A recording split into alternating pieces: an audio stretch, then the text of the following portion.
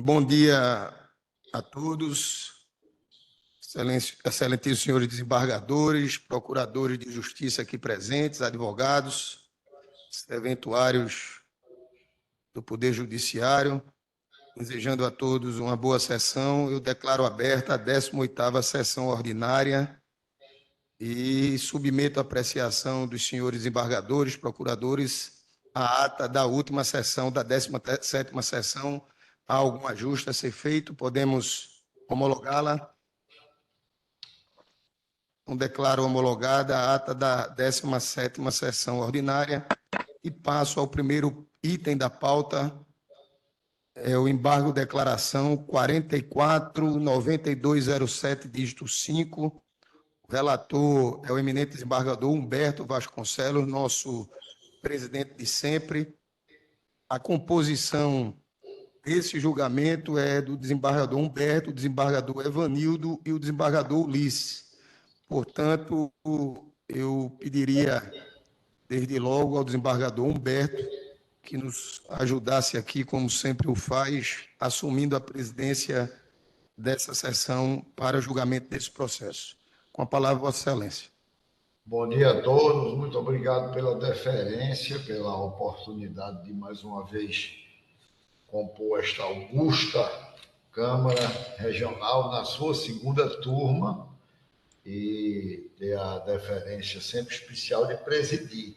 É um processo simples, nós já votamos processos idênticos, é o embargo de declaração 449207-5 de minha relatoria, onde eu já, em outra oportunidade, asseverei que evoluí a posição do meu voto para a posição do voto de vista divergente, porém convergente no aspecto do resultado de Sua Excelência, o eminente desembargador Evanildo Coelho, quando ele acolhe parcialmente os embargos, tão somente para adequar o julgado vergastado ao precedente qualificado, e ele narra todo o histórico do precedente qualificado da ADI, e sem emprestar efeitos infringentes, mantendo, portanto, incólume o resultado do acórdão vergastado. Eu penso que desembargador Viana também já evoluiu para essa posição, né, desembargador Viana? E em face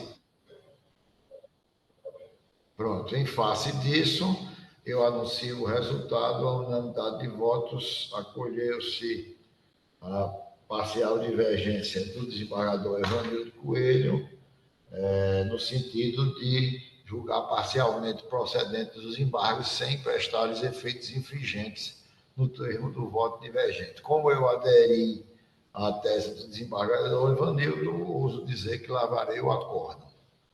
Então, penso que esteja assim julgado o processo. Agradeço a oportunidade de servir e de revisitar a todos e retorno à presidência a Sua Excelência, o eminente desembargador Paulo Augusto. Obrigado, desembargador Humberto, nosso presidente de sempre. Diante do julgamento desse processo, eu não vejo mais nenhum outro com a composição e participação do desembargador Ulisses Viana e desembargador Humberto. Portanto, agradecendo a colaboração, o espírito de ajuda mútua que sempre mantém com essa Câmara, eu deixo aí livres para se despedirem e saírem da sessão. Forte abraço em todos. Estou vendo aqui o doutor Evanildo, doutor Luciano, doutor Edson. Abraço. Ed, saúde e paz. Sigamos. Bom final de semana para todos e um forte abraço. Até a próxima. Abraço. Bom, dando seguimento à pauta, nós temos alguns processos aqui que terá a composição e a participação do desembargador Demócrito, mas ele está ainda acessando a sala. Eu vou passar aos processos que temos previsão de sustentação oral, começando com o HC, que é o número 58 da pauta, é o 133402-2023, de relatoria do desembargador Evanildo Coelho de Araújo Filho. O advogado solicitante é o doutor Gervásio Xavier de Lima Lacerda, parte que representa Fernando Rafael Aguiar de Moraes. O doutor Gervásio Xavier está na sala? Estou sim, Excelência. Estou aqui já. Pois bem, então vamos iniciar a sustentação oral, passando a palavra pelo prazo de 10 minutos ao doutor Gervásio Xavier, pedindo que antecipe o seu nome completo e o registro na OAB. Gervásio Xavier de Lima Lacerda, devidamente inscrito na Ordem dos Advogados do Brasil, seccional Pernambuco, sob o número 21074. Pode começar, doutor. Eminente desembargador presidente desta egregia Câmara Regional, em nome de quem cumprimento e saúdo efusivamente o eminente relator, desembargador Evanildo Coelho. Cumprimento também o doutor Luciano de Castro Campos, dizer que é um orgulho, uma satisfação de participar dessa sessão com esta tão brilhante composição. Cumprimento também o ilustre representante do Ministério Público, caríssimos advogados que também participam dessa sentada, dessa sessão, senhores e senhoras advogados que se encontram presentes também a esse ato. Pois bem, esse habeas corpus, na verdade, ele ataca, né, a uma prisão preventiva que já perdura desde o dia 13 de junho de 2022. O paciente ele já está preso há 1 ano e 2 meses, né, praticamente 1 ano e 2 meses, decorrente de um crime realmente muito grave, né? Aqui a impetração não descura da gravidade do crime que está sendo imputado ao paciente. Isso não há qualquer questionamento. O habeas corpus também não visa aqui discutir a culpabilidade. O que se coloca em discussão nesse item é se a prisão preventiva do paciente ela é necessária ou não. É importante dizer, eminente desembargador Paulo Augusto, que a impetração não pugna pela liberdade restrita do paciente. O que se pugna, o que se postula na impetração é a substituição da prisão preventiva por diversas medidas cautelares diversas do cárcere, inclusive a cautelar de monitoramento eletrônico. Nesse estradar, neste caminhar, é importante contextualizar a situação processual do paciente. O paciente ele foi preso no dia 13 de junho, em flagrante. A prisão em flagrante foi convertida em prisão preventiva. O processo foi encerrado no final de 2022. Os autos foram conclusos para o magistrado, o desembargador Evanildo, no dia 20 de dezembro de 2022.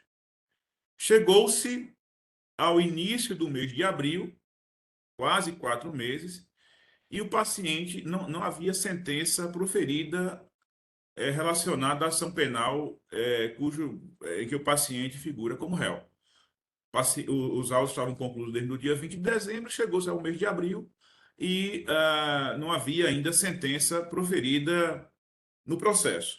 Pois bem, naquela oportunidade, a defesa apresentou um habeas corpus questionando o excesso de prazo na formação da culpa. Notadamente, a instrução processual ela já tinha sido encerrada. Contudo, não havia justificativa, não havia razão para que os autos permanecessem conclusos para julgamento por quase 4 meses. Nós estamos falando um processo em que os autos foram concluídos pelo magistrado no dia 20 de dezembro, chegou-se até o início do mês de abril e não havia sentença proferida, desembargador Luciano Campos. A defesa apresentou um habeas corpus, suscitando o excesso de prazo. O desembargador Evanildo indeferiu a liminar e pediu informações ao magistrado. O magistrado presta as informações e diz que sentenciou o paciente. E aí condena o paciente a uma pena de 8 anos e pouco em regime inicialmente fechado.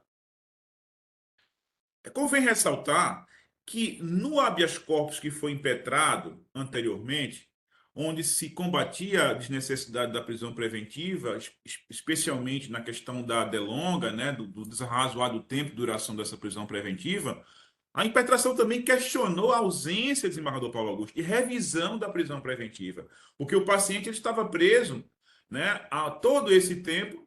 Os autos foram concluídos no dia 20 de dezembro, não havia ainda decisão judicial a respeito da revisão da prisão preventiva do paciente. Então, veja, são dois pontos que foram trazidos na impetração anterior.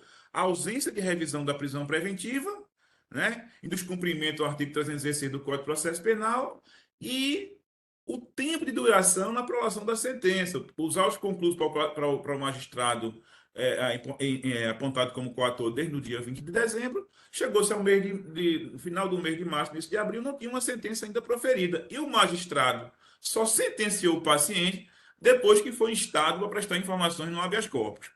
E aí, o que é que acontece? Então, já havia um questionamento a respeito da duração desarrazoada da prisão preventiva e também a ausência de revisão dessa prisão preventiva em desconformidade com o artigo 316 do Código de Processo Penal. Pois bem, chega-se à sentença, o magistrado condena o paciente, mas não traça uma linha sequer sobre a necessidade de manutenção dessa prisão preventiva. Então, o que a impetração traz a conhecimento dessa egrégia Câmara, dessa egrégia colegiado, é que se garanta, se assegure concretude ao artigo 387, parágrafo 1º do Código de Processo Penal. E eu peço venha para expor para Vossas Excelências o que dispõe o artigo. O artigo 387, parágrafo 1º do Código de Processo Penal diz, abre aspas, o juiz decidirá, ou seja, não existe uma discricionariedade para o magistrado, a lei não fala em poderá, a lei fala decidirá, fundamentadamente sobre a manutenção, ou, se for o caso, a imposição de prisão preventiva ou de outra medida cautelar, sem prejuízo do conhecimento de apelação que vier a ser imposta. Fecha aspas. Então, o que o artigo 387, parágrafo 1º do Código de Processo Penal traz é que é um consectário lógico da condenação. Então, se o magistrado condena o réu, obrigatoriamente, é uma regra impositiva, desembargador Luciano, ele deve se manifestar a respeito da prisão preventiva.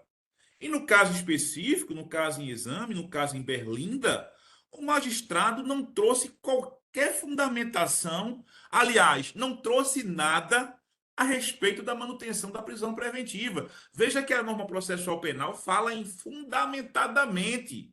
Ela exige uma fundamentação. No caso específico, sequer a manifestação por parte do juiz Acó a respeito da manutenção ou não da prisão preventiva.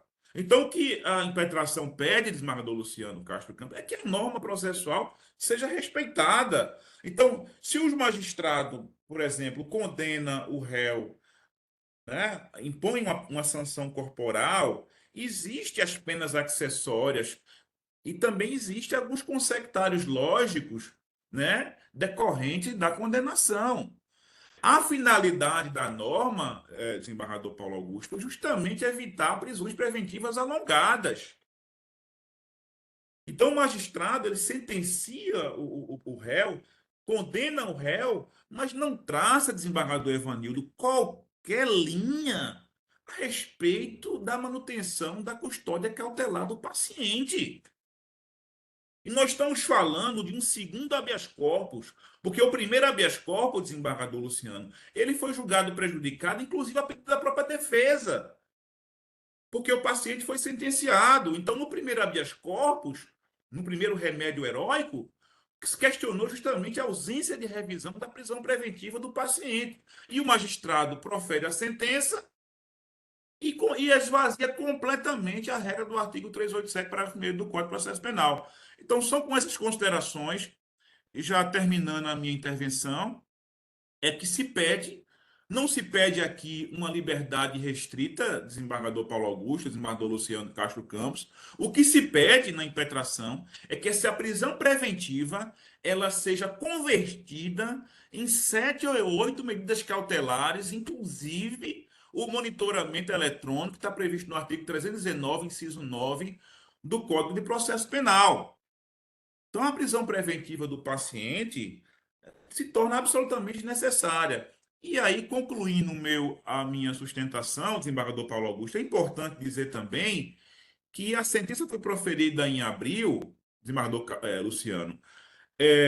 A defesa apresentou um termo de apelação, desembargador Evanildo, desde o mês de abril. Nós temos quase 2 meses e o Ministério Público sequer ainda foi intimado da sentença. O processo está lá na vara, não subiu ainda para o tribunal. O Ministério Público ainda não foi intimado da sentença. Doutor Gervásio, o tempo de Vossa Então, Excelência se encerrou. Peço que eu, conclua, por favor. e aí eu concluo a minha sustentação, desembargador Paulo Augusto, agradecendo a deferência pelo tempo excedido, pedindo a concessão da ordem para substituir a prisão preventiva do paciente pelas medidas cautelares dispostas na petição inicial, inclusive também pelo monitoramento eletrônico do paciente. Agradeço e me coloco à disposição de Vossas Excelências. Desembargador Evanildo, relator, com a palavra. Muito obrigado, senhor presidente. Reiterando aqui a minha saudação inaugural a todos, a Vossa Excelência, ao desembargador Luciano, aos procuradores André e Edson, e a Sua Excelência, doutor Gervásio Lacerda, que tão brilhantemente propôs ou fez essa sustentação oral em prol do paciente.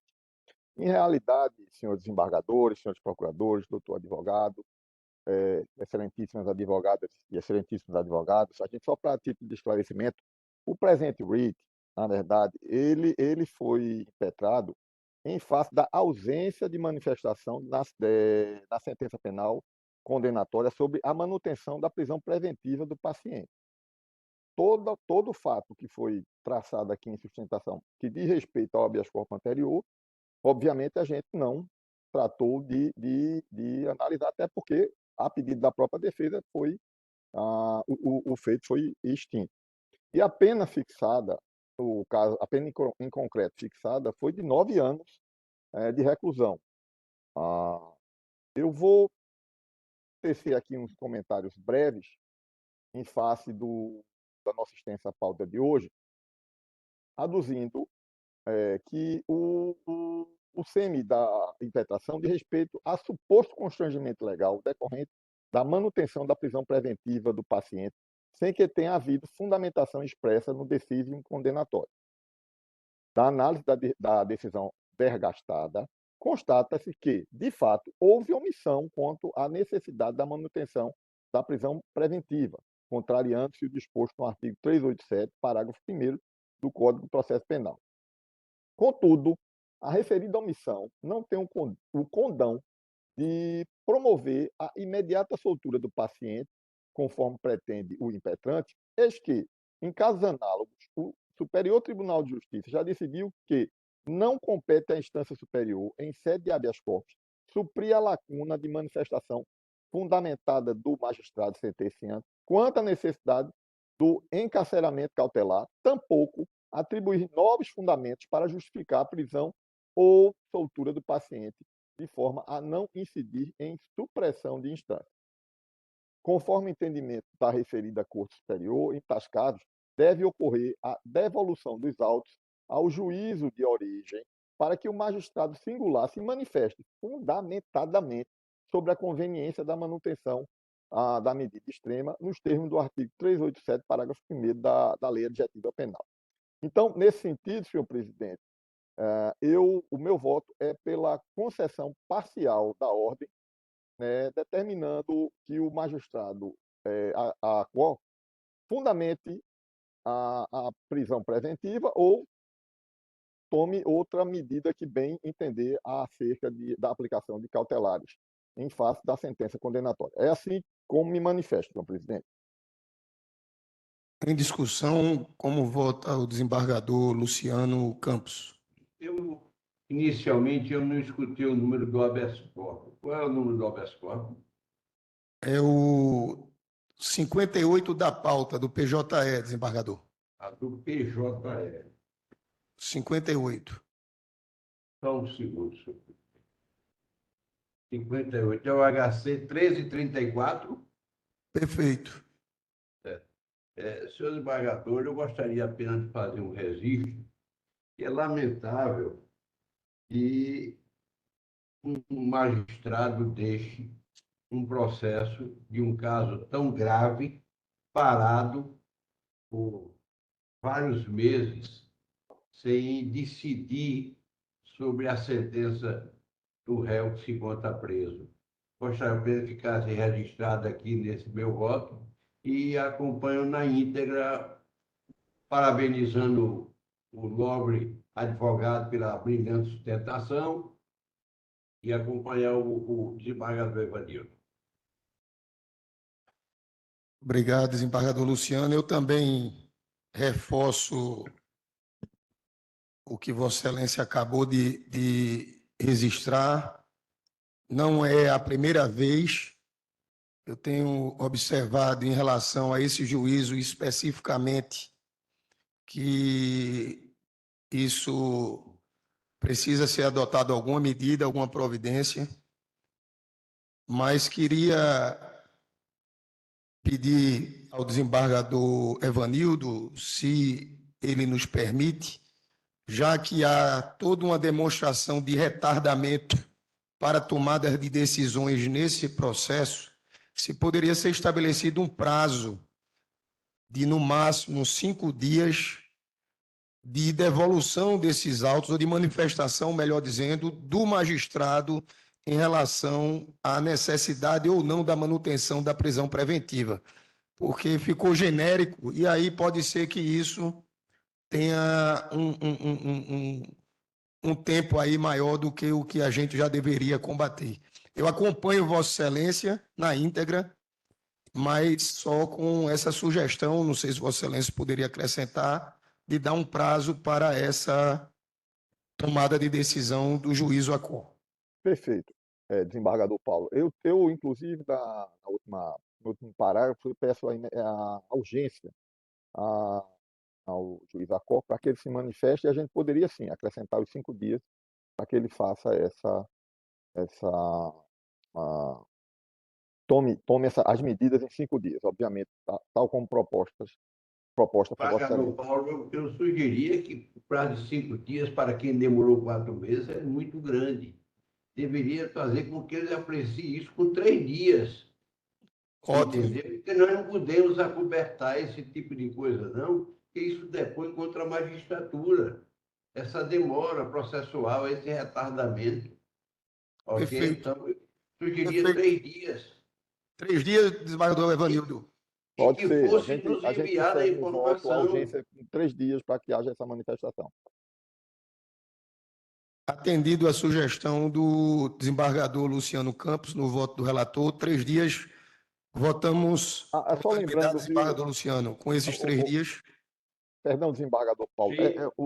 Geralmente o STJ concede prazo de 5 dias, né? E como a gente vem acompanhando isso, a gente faz para 3 dias. Vamos deixar os 3 dias, né?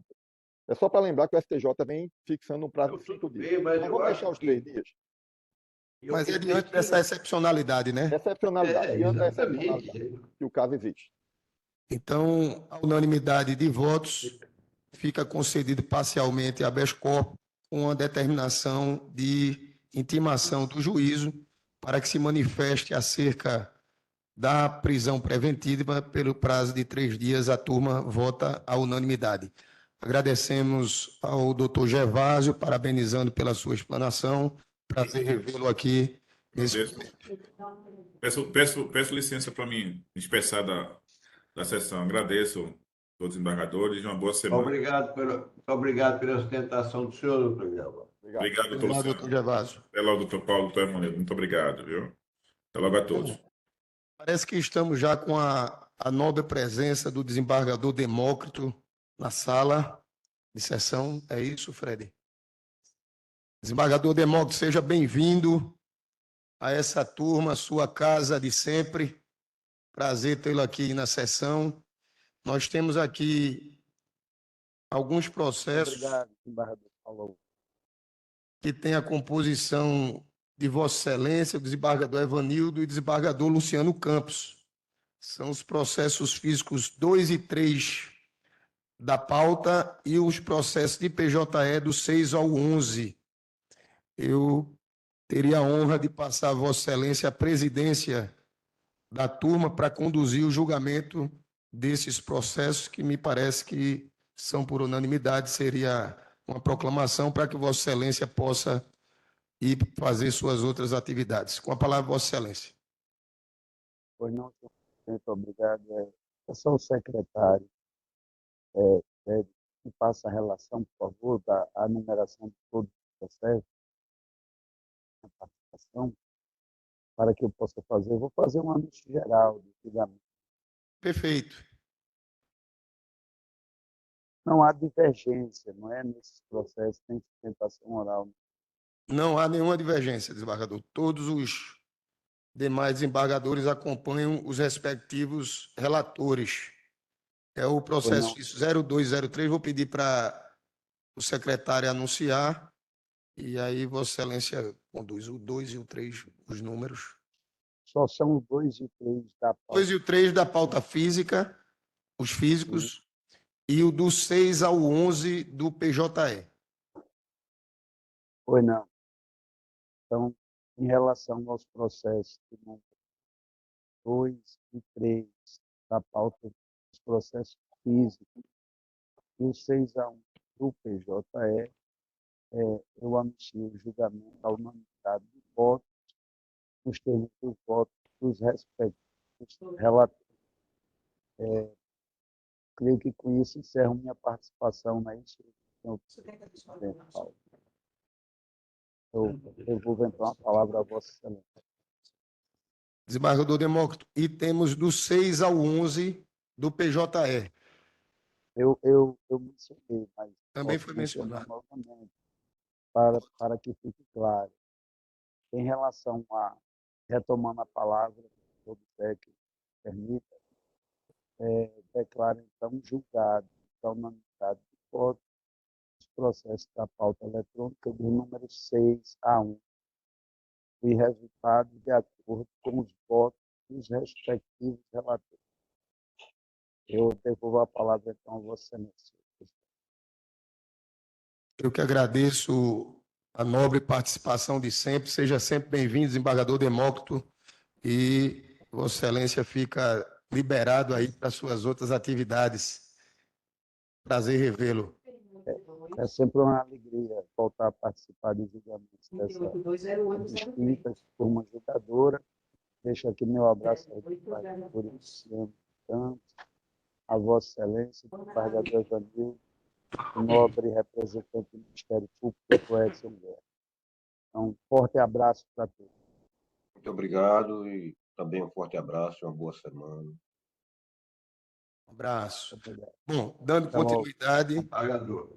retomamos as sustentações orais, desta feita com apelação criminal 490333, dígito 9, é um processo físico. A ordem da pauta desse processo é o número 5. Eu sou o relator, tem como revisor o desembargador Evanildo, o advogado solicitante é o doutor Antônio Pires Rodrigo Júnior.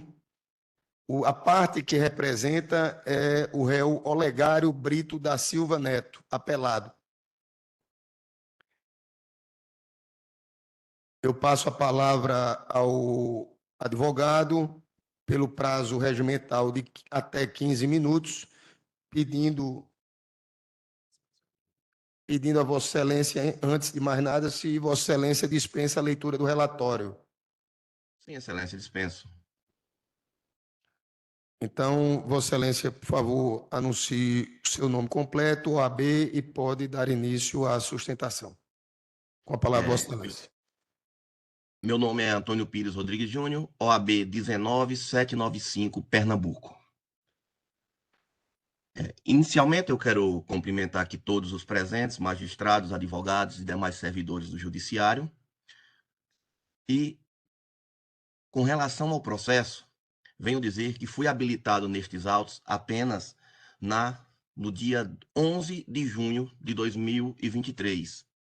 Inclusive, fiz um requerimento de adiamento da presente sessão, tendo em vista que se tratar de um processo de mais de 1.000 páginas, o qual foi indeferido pelo doutor magistrado, viu? E a defesa vem aqui dizer que o pedido de adiamento não foi pedido de procrastinação, foi apenas para estudar o processo, pois é muito longo, e apesar do pouco tempo, esse aqui, humilde advogado, ele já viu dentro dos autos um fato que chamou bastante atenção, que foi um embargo de declaração que foi protocolado pelo acusado nos presentes autos e não houve qualquer menção sobre esses embargos, nem na sentença, nem no relatório, nem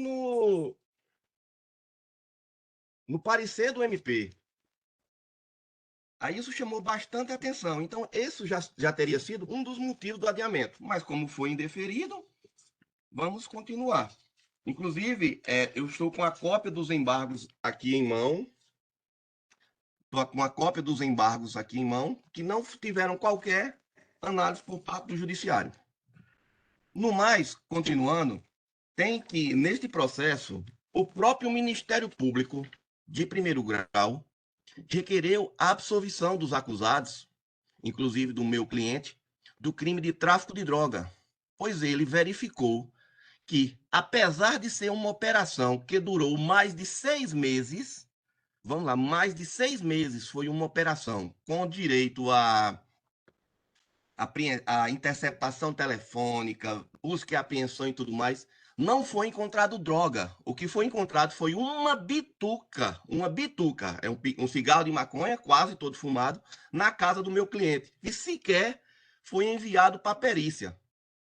E aí, Vossa Excelência, estranhamente, baseado nesta bituca, o MP, estranhamente não, corretamente, o MP pediu a absolvição dos acusados, alegando que não tinha materialidade, não tinha provas da prática do crime de tráfico de drogas.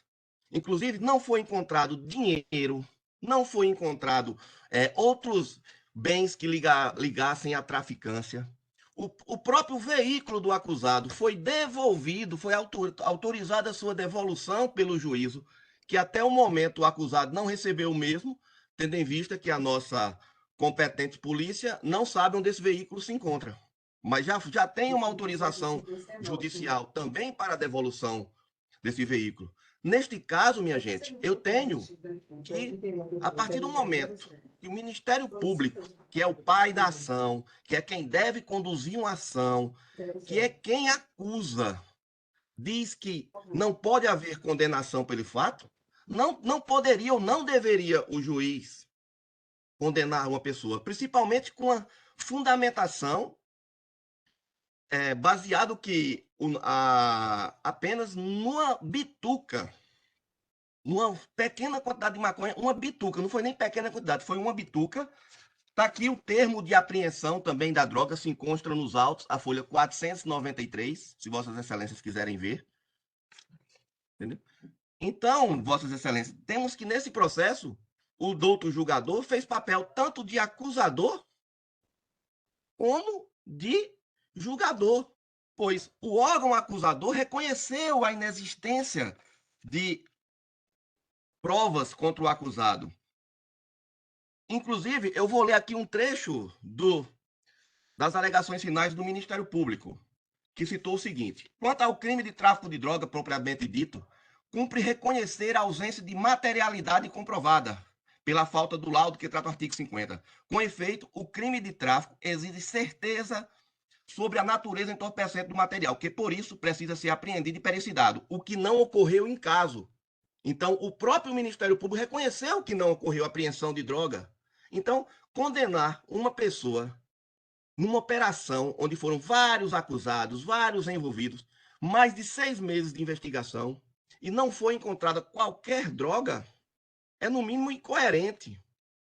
Inclusive, o STJ já tem bastante precedentes levados em relação a isso, a esse tipo de citação, a esse tipo de condenação, quando o próprio MP faz pede a sua absolvição. Vou citar aqui um pequeno trecho de julgador. Olha, a acusação não é atividade que se encerra com o oferecimento da denúncia, já que a atividade persecutora persiste até o término da ação penal. Assim, considero que quando o Ministério Público requer a absolvição do réu, ele de forma indireta, retirando a acusação, sem a qual o juiz não pode promover decreto condenatório sob pena de acusar e julgar simultaneamente. Essas são palavras do ministro João Otávio de Noronha, ao julgar o RESP, lá no STJ. Então, Vossas Excelências, a defesa vem aqui apenas reiterar os termos já expostos nas alegações finais, nas razões de apelação, nas alegações finais do Ministério Público, requerer a absolvição do acusado do crime de tráfico de drogas, tendo em vista que não existe qualquer fundamentação para tal ou sequer qualquer indício da existência de droga. Porque o crime de droga é um crime que deixa vestígios, é um crime que tem que ter aquele objeto.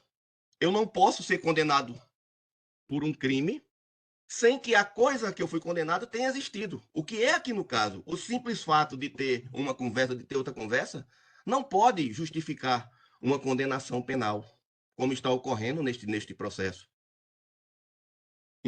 Onde o próprio Ministério Público, que é o órgão acusador, reconheceu a inexistência do crime de tráfico de droga.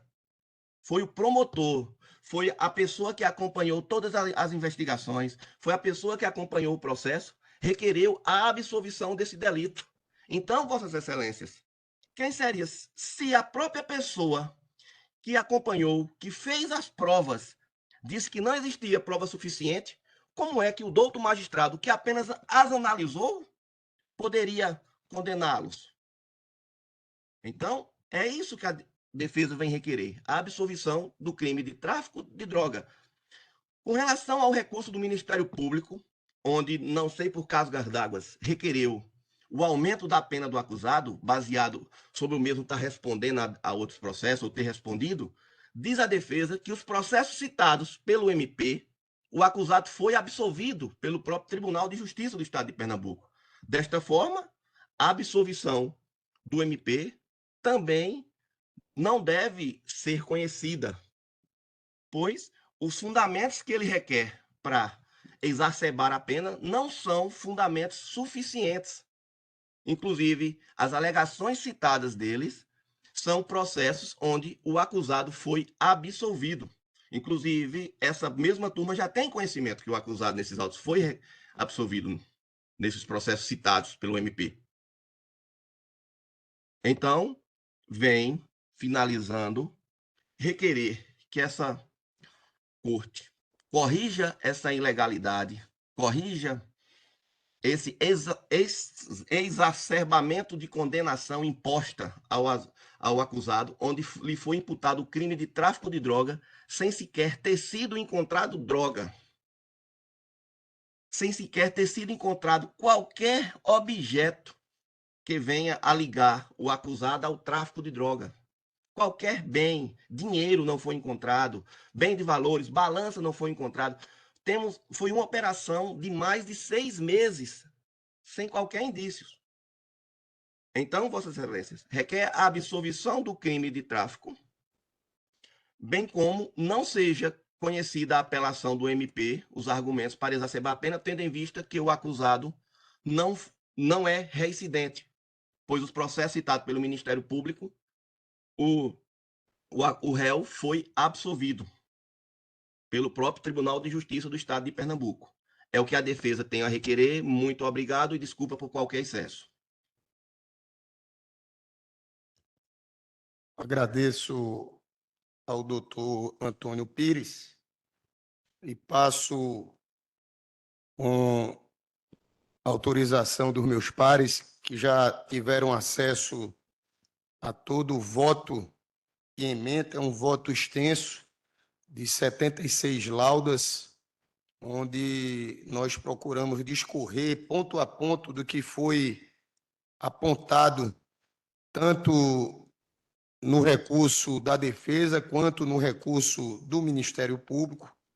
Eu vou procurar sintetizá-lo, me fazendo compreender, em particular em relação ao apelante e apelado, o senhor Olegário, aqui defendido pelo doutor Antônio. De logo dizendo a Vossa Excelência, doutor Antônio, Vossa Excelência ingressou no processo, depois do processo estar devidamente relatado em pauta, e queria o adiamento dessa sessão, já tendo transcorrido quase 10 anos de tramitação desse processo, que muito me estranhou, e razão pela qual nós não autorizamos e permitimos a sua sustentação oral, que foi mais uma oportunidade dada à defesa para apresentar o seu contraditório. E como Vossa Excelência iniciou pelo embargo de declaração referente a um veículo que foi apreendido, no meu voto, eu vou ler aqui, que esse veículo, lá no primeiro grau, ele já foi liberado, doutor.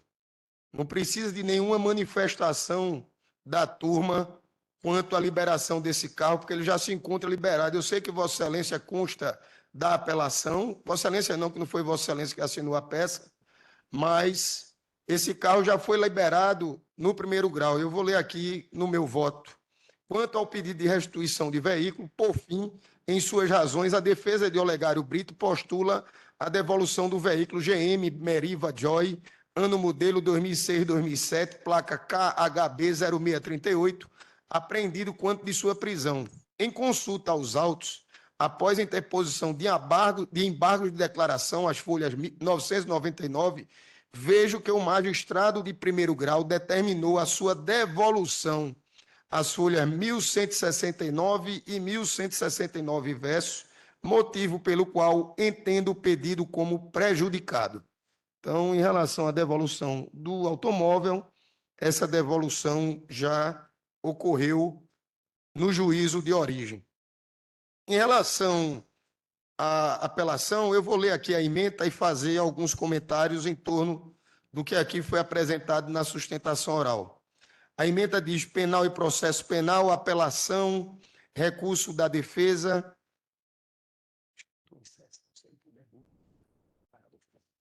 Recurso da defesa e da acusação, tráfico de drogas, absolvição por ausência de materialidade, associação para o tráfico, possibilidade de redimensionamento de pena e de condenação, recursos parcialmente providos, decisão unânime.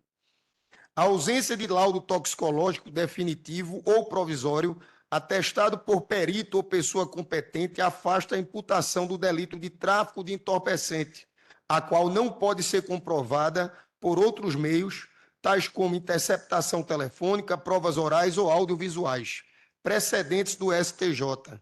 E aqui dentro do voto, no conteúdo do voto, eu cito vários precedentes e um específico da terceira sessão do Superior Tribunal de Justiça, no julgamento do recurso especial 1544-057, Rio de Janeiro, de 26 de 10 de 2016, que uniformizou o entendimento de que a ausência do laudo definitivo acarreta a absolvição do réu pela falta de comprovação da materialidade do crime de tráfico de drogas, ressalvados os casos em que o laudo preliminar seja dotado de certeza idêntica ao do definitivo, certificado por perito oficial em procedimento equivalente.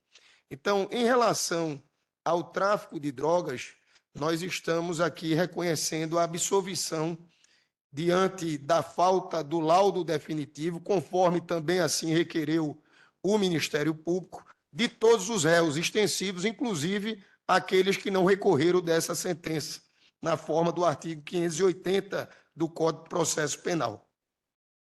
No que se refere ao crime de associação para o tráfico, apresenta aqui a defesa do réu pedindo a absolvição e, subsidiariamente, pede também que seja redimensionada a dosimetria da pena.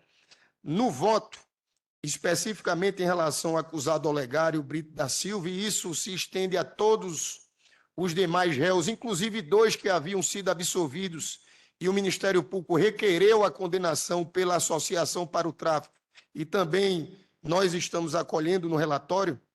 Todos eles, as testemunhas Alain Plínio e Gleidson Leandro, além das degravações de interceptação telefônica, todas constantes do voto, elas demonstram a efetiva participação dessa associação na prática de tráfico de drogas na região de Buíque.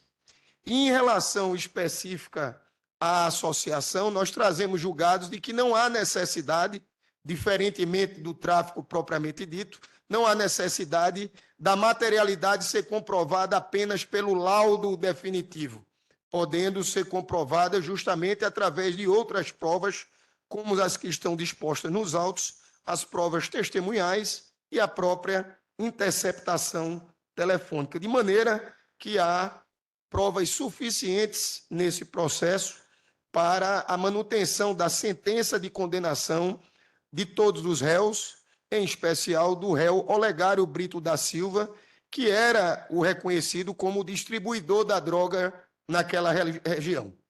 Quanto à dosimetria da pena, também no voto aí de 76 laudas, foi feito passo a passo toda a análise das penas impostas pela sentença do juízo de origem, mas especificamente em relação ao Olegário Brito da Silva Neto, nós concluímos: afastado o comportamento da vítima, reconhecidos os maus antecedentes, procedência do apelo do Ministério Público, diferentemente do que aqui disse o advogado, nós tivemos acesso também à consulta da vida pregressa do senhor Olegário, e ele foi condenado com sentença transitada em julgado por crime semelhante.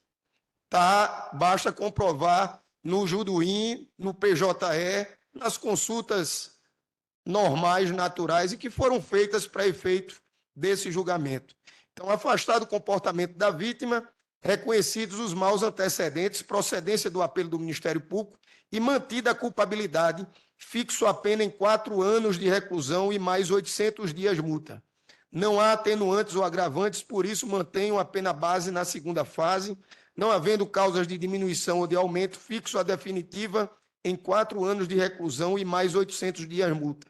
Considerando a pena aplicada e a presença das circunstâncias do artigo 59, culpabilidade e maus antecedentes, fixo o regime semiaberto, como sendo o inicial do cumprimento de pena, na forma do artigo 33, parágrafo 3º do Código Penal. Considerando a pena aplicada e a presença das circunstâncias do artigo 59, incabível é a substituição por restritivas de direito, artigo 44, e a suspensão condicional da pena, artigo 77 do Código Penal. Assim, eminentes pares, senhores procuradores, concluímos o voto pelo exposto, mantidos os demais termos da sentença, dou parcial provimento ao apelo do Ministério Público para condenar Genival da Silva Lira e Márcia Gomes da Silva nas penas do artigo 35 da Lei 11.343/2006 e para reconhecer a circunstância judicial dos maus antecedentes em desfavor do sentenciado Olegário Brito da Silva. Dou parcial provimento aos apelos das defesas de Olegário Brito da Silva Neto, Marcelo Aleph Ferreira de Souza, Lucas Vieira da Silva, Gilsandra Bezerra dos Santos, Carla da Silva, Gleidson José Oliveira de Moura, José Ronaldo da Silva, Maria Lenilda da Silva Lira e Wellington Xavier da Silva, para, com efeitos extensivos aos demais réus, absolver a todos do crime do artigo 33, caput da Lei 11.343, e redimensionar a pena do crime do artigo 35 da mesma lei.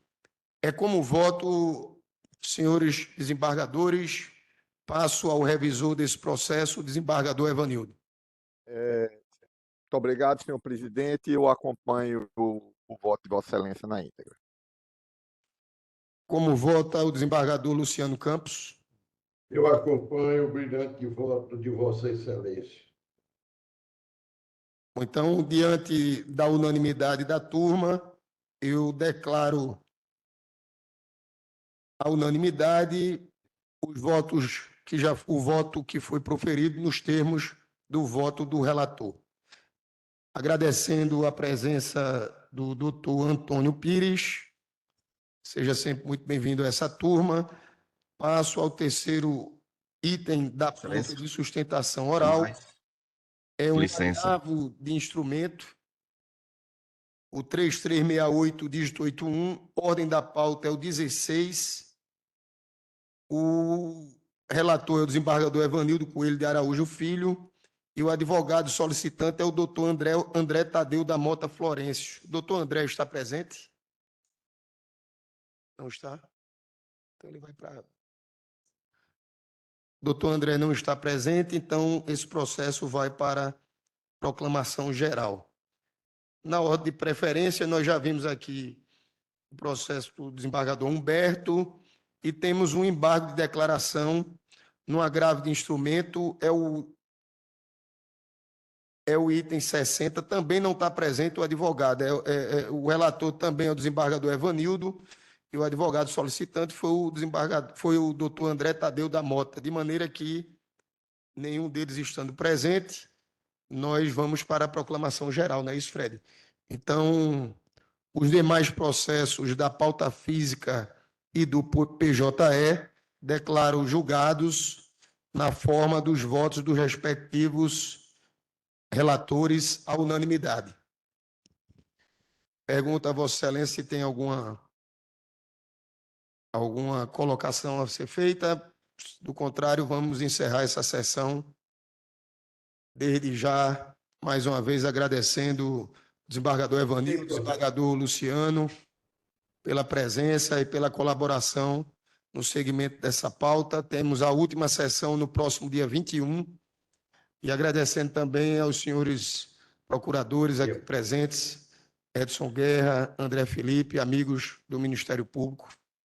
Agradeço a todos, agradeço aos servidores aqui presentes e declaro encerrada a presente sessão. Tenham todos uma boa tarde. Desembargador Paulo, agora a próxima sessão é numa quarta-feira, não é? Quarta-feira, doutor Luciano. Porque no dia 22 será só o encerramento. Ok. Um abraço a todos. Vai ser extraordinária a próxima? Bom dia. É extraordinária. Na quarta-feira, ok. Quarta-feira. Forte abraço a todos. Bom dia. Até mais. Bom dia a todos.